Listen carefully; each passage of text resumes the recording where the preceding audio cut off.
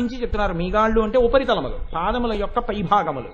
ఈ పాదముల యొక్క పైభాగాన్ని చెప్పేటప్పుడు వాళ్ళు వేసినటువంటి ఉపమానము కూర్మపృష్ఠ జయిష్ణు ప్రపదాన్విత. తాబేలు యొక్క పైన ఉండేటటువంటి డిప్ప ఎలా ఉంటుందో, ఆ డిప్ప ఇలా వర్తులాకారంగా ఉపరితలం వటుతలంగా ఎలా ఉంటుందో అలా ఉన్నటువంటి మీగాళ్ళు ఉపరితలములు కలిగినటువంటి తల్లి. కాదు కాదు, ఆ డిప్పల యొక్క సౌందర్యమును జయించినటువంటి ఉపరితలములు కలిగిన తల్లి. ఎందుచేత? అమ్మవారి యొక్క పాదముల ఉపరితలములు ఎలా ఉన్నాయి అన్నది ఒక తాబేటి డిప్పతో పోల్చారు. తాబేటి డిప్ప ఇలా ఉంటుంది కాబట్టి అమ్మవారి పాదాలు కూడా ఇలా ఉన్నాయి. అంతవరకు బానే ఉంది. కానీ అమ్మవారి పాదములు ఎంతో లావణ్యంతో ఎర్రగా మెరిసిపోతూ ఎంతో నాజుగ్గా ఎంతో అందంగా ఉండేటటువంటి పాదములు. ఆ పాదములు వాటికి గరుగ్గా ఉండేటటువంటి ఎర్ర తాబేటి ఆడతాబేటి డిప్పకిని ఎక్కడ పోలికుంటుంది. కాబట్టి అమ్మ వాటితో పోల్చడం కుదరదులేమ్మా అన్నట్టుగా చెప్పారు. శంకర భగవత్పాదులు వెంటనే ఈ నామాన్ని దృష్టిలో పెట్టుకుని సౌందర్యలహరిలో శ్లోకం చేశారు. ఎంత గొప్ప శ్లోకం చేశారంటే ఆయన అన్నారు, పదంతే కీర్తీనాం ప్రపదమపదం దేవి విపదాం కథం నీతం సత్పిః కఠిన కమఠి కర్పరతులాం కథం వా పాణిభ్యాముపయమన కాలే పురభిదా యదా దాయన్యస్తం దృషది దయమానేన మనసా అన్నారు. అమ్మా, నాకు లోకంలో ఒక విషయం అర్థం కావట్లేదమ్మా. ఈ కవీశ్వరులైనటువంటి వారికి చాలా గొప్పగా మేం చెప్తున్నామన్న వాళ్ళకి లోకంలో నీ పాదములను పోల్చవలసి వచ్చినప్పుడు ఆడతాబేటి డిప్పలే కనబడ్డాయా అని అడిగారు ఆయన. ఎలా కనపడతాయమ్మా? ఏం శంకర, ఏమిటి నీకు అభ్యంతరం ఏమిటి? మళ్ళీ ఇలా ఎందుకు వచ్చావు? మళ్ళీ వచ్చే అమ్మ అలా ఎందుకన్నారమ్మా అని వాదిస్తున్నావు కదా, ఏమి నీకేమిటి అభ్యంతరం? వశన్యాది దేవతలకి నేనే ఇచ్చే శక్తి ఇచ్చి చెప్పమన్నాను. చెప్పమంటే చెప్పారు వాళ్ళు. కూర్మపుష్ట జ్యేష్ఠు ప్రపదాన్విత అన్నారు. నువ్వు ఇప్పుడు వచ్చి కాదంటున్నారే, ఆ నామానికి ఏమిటి ఇబ్బంది? కూర్మపృష్ఠ జయిష్ణు ప్రపదాన్విత. వాళ్ళేం పాపం అలా ఉన్నాయని లేదు. ఆ ఆడ తాబేటి డిప్పలు సరిపోవమ్మా నీ పాదములతో పోల్చడానికి అన్నారు. నువ్వెందుకు కోపడుతున్నావు శంకర అంటే, చెప్తానమ్మా, కంగారు పడకు అమ్మా. అసలు ఆ మాటకొస్తే అమ్మా, ఆడతాబేటి డిప్పలే కాదు, పరమశివుడు కూడా తప్పే చేశాడు, కవీశ్వరులే కాదు. అయ్యి బాబోయ్, మాట్లాడితే శివుడు అంటావు, ఇది ఎక్కడ కూడా మళ్ళీ శివుడు కూడా తప్పు చేశాడా? ఎక్కడ చేశాడు? చెప్తానమ్మా, కంగారు పడకంటున్నారు శంకరాచార్యులు వారు. ఎంత ప్రౌఢిమతో చెప్తారో చూడండి. పదంతే కీర్తీనాం ప్రపదమపదం దేవి విపదాం. అమ్మ, నీ పాదములు దేనికి స్థానములు లోకంలో? ఆపదలు తొలగించగలిగినటువంటి స్థానములంటూ ఉంటే నీ పాదములొక్కటే.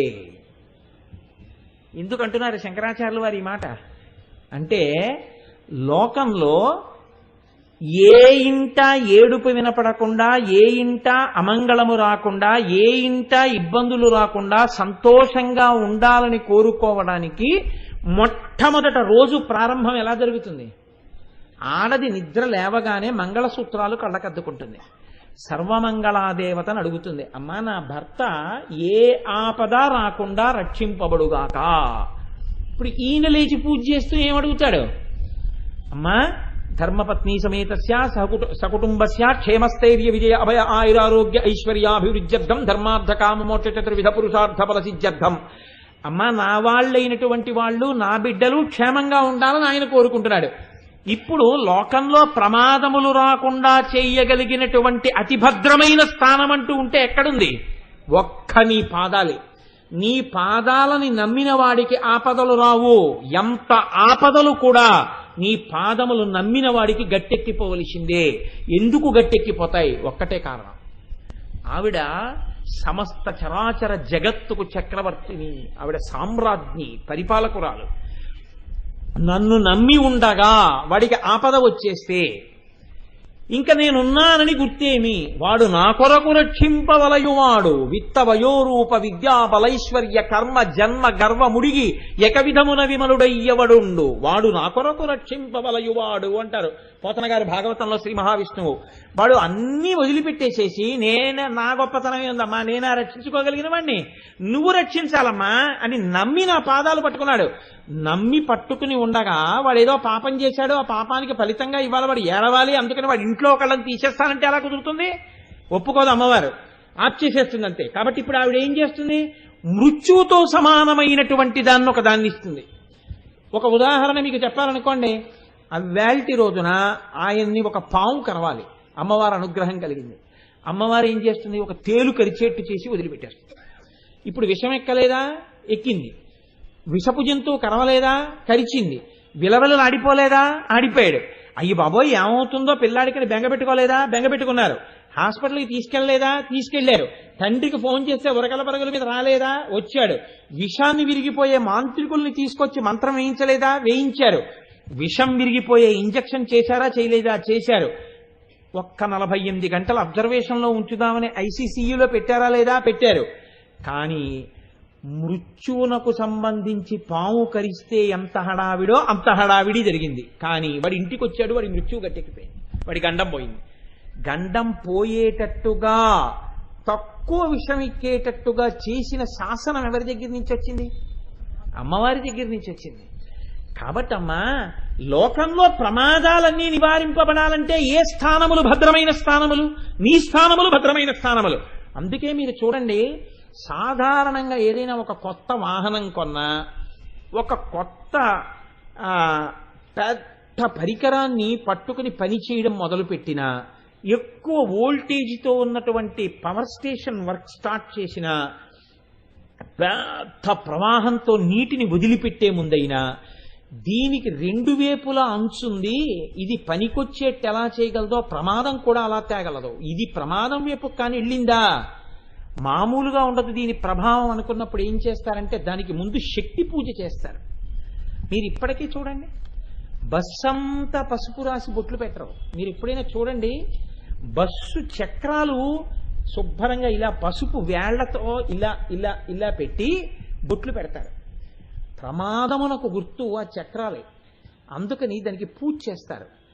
కొత్త వెహికల్ తీసే ముందు నిమ్మకాయ పెడతారు, దాని కింద పెట్టి ముందు నిమ్మకాయని తొక్కిస్తారు. తొక్కించి ఈ చక్రములు ప్రమాదము లేకుండా నన్ను సురక్షితంగా నేను వెళ్ళవలసిన చోటికి చేర్చాలి తప్ప ఈ చక్రముల కింద పడకూడని రీతిలో ఎవరో పడి నేను భయపడవలసిన రోజు రాకూడదు. కాబట్టి దేవాలయానికి తీసుకెళ్లి ఈ శక్తి పూజ చేయిస్తూ ఉంటారు. సాధారణంగా అమ్మవారిని శక్తి పూజ అని ఓ చదువు శరన్నవరాత్రుల్లో పుస్తకాలు పెట్టి శక్తి పూజ చేస్తారు. వసంత పంచమి సరస్వతీదేవిగా అమ్మవారిని అలంకారం చేసి సరస్వతీ దర్శనం చేస్తారు. నీకు అమ్మవారి అనుగ్రహాన్ని అపేక్షించి నడుస్తూనే ఉంటారు. ఆ అనుగ్రహం ఉందనుకోండి, ప్రమాదం రాదు. కాబట్టి ఇప్పుడు ప్రమాదములన్నీ పోవడానికి ఏది స్థానం? అమ్మవారి పాదములు స్థానం. అమ్మ, నేను తాబేటి డిప్పతో పోల్చారని బాధపట్టలేదమ్మా. దిక్కుమాలిన తాబేటి డిప్ప దేనికి గుర్తో తెలుసా? ఎప్పుడూ ప్రమాదాన్ని శంకించడానికే గుర్తు. ఎందుకో తెలుసా? తాబేలు అలా వెడుతుండగా మీరు ఇలా అన్నారనుకోండి, అది వెంటనే దాని 4 కాళ్ళు తలకాయ డిప్పలో పెట్టేసుకుంటుంది. దాని డిప్ప ఎందుకు పనికి వస్తుందంటే ఎప్పుడు ఏమైనా అయిపోతుందేమో అని దాని కింద దాక్కుంటూ ఉంటుంది. తాబేటి డిప్ప భయమును పొంది అది లోపలికి దాక్కోవడానికి స్థానం. అసలు భయం కలగకుండా భయం తీసేసే స్థానం అమ్మవారి పాదాలు. ఈ దిక్కుమాల తాబేటి డిప్పకి నీ పాదాలకి అసలు పోలికేమిటమ్మా? ఎలా వేశారమ్మా వాళ్ళు పోలిక? నేను గరుకు గురించి మాట్లాడటం లేదమ్మా. పిరికితనానికి గుర్తు తాబేలు. ఎందుకని? నీళ్లల్లో బతకగలదు, భూమి మీద బతకగలదు. 2 చోట్ల బతకగలిగినటువంటి ప్రాణులు లోకంలో చాలా తక్కువ ఉన్నాయి. భూమి మీద బలంగా బతికే ప్రాణి నీళ్లలో పడితే చచ్చిపోతుంది, నీళ్లలో ఉండే ప్రాణి భూమి మీదకి వస్తే చచ్చిపోతుంది. అలా 2 చోట్ల బ్రతకగలిగినటువంటి ప్రాణులు చాలా తక్కువగా ఉన్నాయి లోకంలో. ఓ చేప, ఓ కప్ప, ఆ తర్వాత ఒక మొసలి, ఇటువంటివి. ఇందులో మళ్ళీ నీటిలో బ్రతకగలిగి కూడా ప్రమాదమునకు లోనై కూడా ప్రమాదము నుంచి గట్టెక్కిపోగలిగిన ప్రాణులు కొన్ని ఉన్నాయి.